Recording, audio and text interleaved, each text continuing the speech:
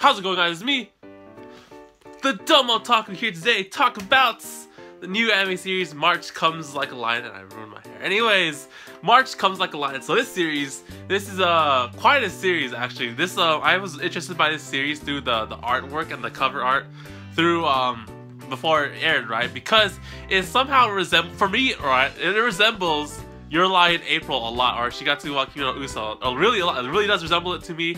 And I was like, oh, this is like sort of similar to that. I took a look at the synopsis and whatnot. I was like, oh, this is quite the slice of life. And interesting fact, guys, if you look at me at Twitter at Adult Talk, you'll see that I first watched this episode twice because, for one, when I first watched this series on Crunchyroll, the subtitles were in Spanish for some reason, or Espanol, and I was super confused because I thought they were just like doing the Spanish for like the first part, right? Okay, it's gonna change to English eventually when something happens, right? Because there wasn't a lot of talking in the beginning, right?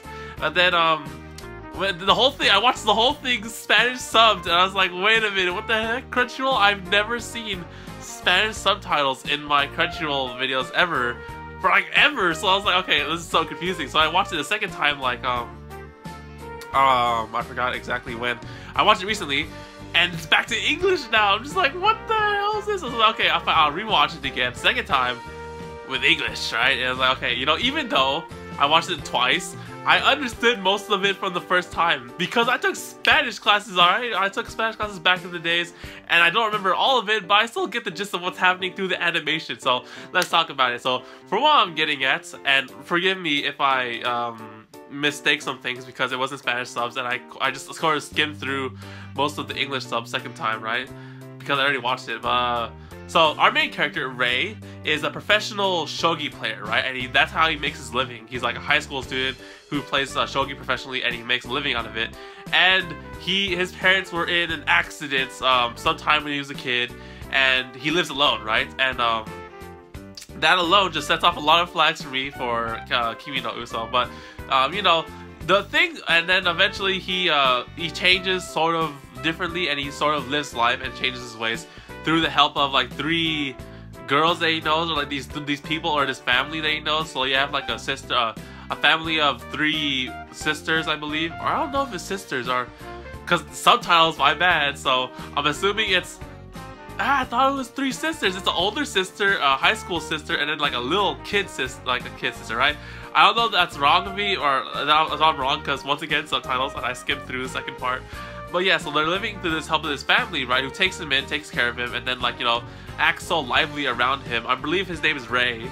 And, like, yeah, they sort of, like, change his life and influence him to sort of, you know, be different, and, you know, to be sort of not his gloomy self in the beginning, as we saw. So what I really like about this series is just, like, the visuals in this thing, because, like, there's so much like visual stuff that happens in the first half of the episode, and then, like, you know, the second half was also visually thing, but like the first half there was not a lot of talking or like narration, so like they used like a lot of visuals to express like the whole setting of this thing, and that's what you get from Shaft. Those crazy people, and like, you know, Madoka Magica and whatnot, they're good and all, but like, yeah, I expected it from that. And is it built by Shaft? I have no clue. If I said that wrong, I'm so sorry. But anyways, yes. So the first visual half just shows how our main character is really down, and just like how he's like, you know, living his life through this repetitive life of playing shogi, living alone and whatnot.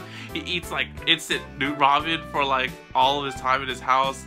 Yeah, the visuals in the first half are really amazing. They set the tone for this whole series and our character and his like sort of like I don't know what the heck is it with him, but like, you know, clearly he's been through so many things, and like he has this trauma and whatnot, and they visually represent that in the beginning really great. In the second half, when he meets the family and the 3 girls, you know, everything changes from like them being super lively and like talking to him and whatnot, and just involving him in their family and eating dinner and whatnot, and then of course changes him. Like he talks a lot more, and he's just more involved with them and whatnot, and it's a really lively thing. I really like it.